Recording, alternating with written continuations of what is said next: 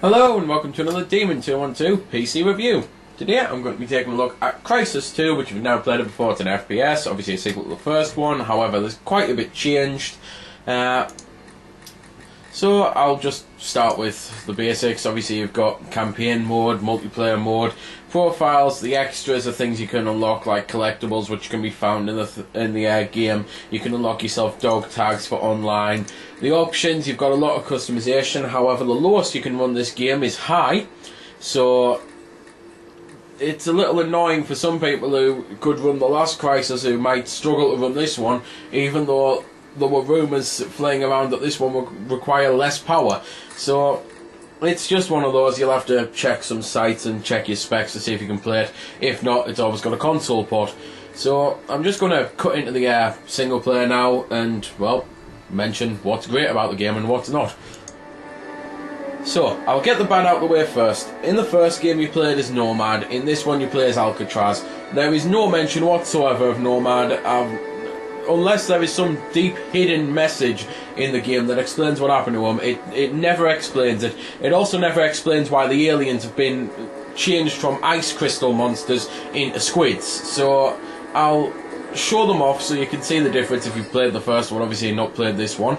And that's pretty much it. Those two things were the story, the only two things I dislike about it. The only thing about the gameplay that I dislike is the multiplayer is horrendous, because the multiplayer allows the suit to work in it, and when everyone just goes online in cloaks like this, it makes it pointless. I've not enjoyed a single match online, and I don't know anyone who has, other than people who like to cloak and snipe, and it just makes it absolutely pointless. So that's pretty much that then. On the gameplay and what makes it so good, you've still got the huge choice of weaponry, and you can change things like put a ghost on or grenade launcher. You've got less options on this one than the first one, because you can't constantly collect things and add them, so you can't have 5 different types of scope and just put them onto anything.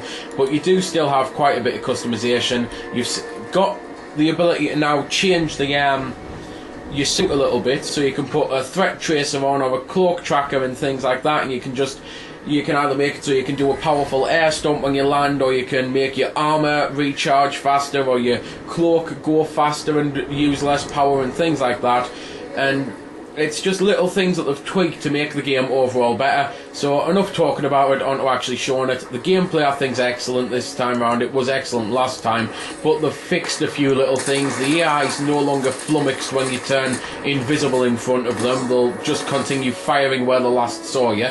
You can put the armour mode on now, and the armour really does work this time. Last time it worked a little bit, but it didn't work a lot, because it only gave you 1 or 2 extra shots. Now it gives you a really beefy appearance, and you get crystals around your screen to show it's working, and power weapons are the only thing that takes it down quickly, because the electricity totally screws up your suit system.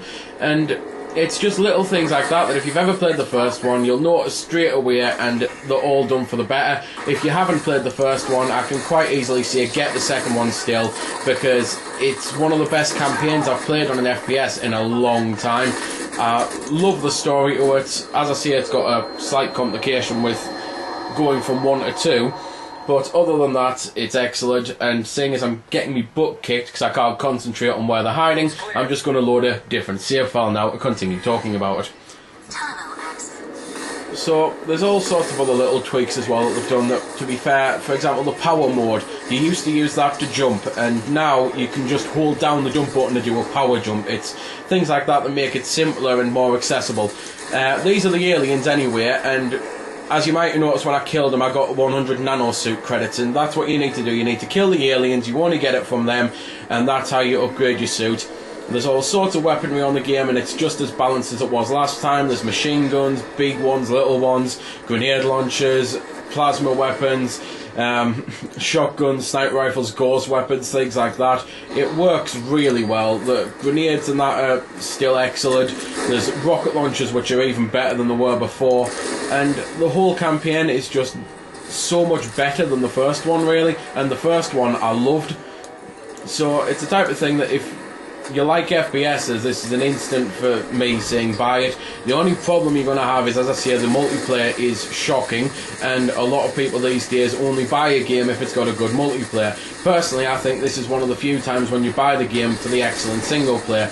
It's a shame that they've even bothered with the multiplayer though, really, because they could have just done a longer single player. So, I'm already pretty much running out of things to say because it is your standard sequel. It's just the little tweaks here and there. There's 19 chapters on this one. The first one had 11, obviously. And the gameplay, though, even though it's 19 chapters, it's pretty much the same length. It took me around about the same time. The chapters are pretty beefy and big, and there's quite a bit to do. You've still got the gameplay elements of the first one where you can play levels differently. So, as I say, you can just use the armour, or you can cloak all the time. You can change your weapons around and tweak them here and there, tweak your suit powers, and it just allows a load of different ways to play the game, and it's going to therefore be a long game for a lot of people because you can play through it twice in a totally different way. One of the things I dislike about the game, though, that they've kind of changed is the vehicles. They're still absolutely awesome. The problem is you don't get as many of them and you don't get as many vehicle levels. This tank thing, though, is one of the best new additions. It's got like a powerful cannon and then a multi-rocket launcher on it as well, and a machine gun that you can jump into. And I also really like that this time they use the suit's strength to the advantage, that you can jump into vehicles and rip off the giant machine guns and carry them around now, and they are really powerful, like 16mm shell type things that absolutely blitz the enemies, and you can destroy helicopters with them. It's just excellent. It's just a shame, as I say, that there's less vehicles on the game. There's those guns are all over the place though, because they're also mounted on sandbags, but as I say, I would have preferred to have seen more vehicles because I do really like them. I think it's just a bit stupid of a game to make something so good and then barely use it. It just kind of seems a bit pointless to, you know, it's like making the world's best food and then limiting it to a teaspoon per person. It just makes it a bit pointless.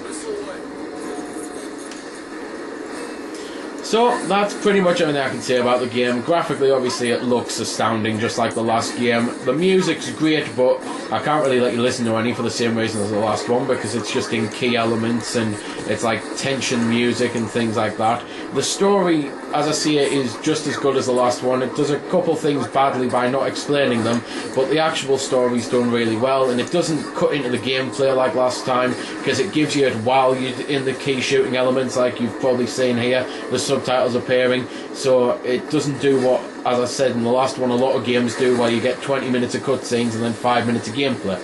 So that's everything I can say about the game. I've just died. Good time to switch it off. If you've never played it, try it out. So there we go then. That's been the review. I hope you found it helpful. I don't score the games because that's based purely on opinion, so instead I'll leave you to make your own mind up. So thanks for watching, and if you've got any questions about the game that I didn't answer in the vid or that hasn't been answered in the comments, then feel free to ask and I'll help if I can.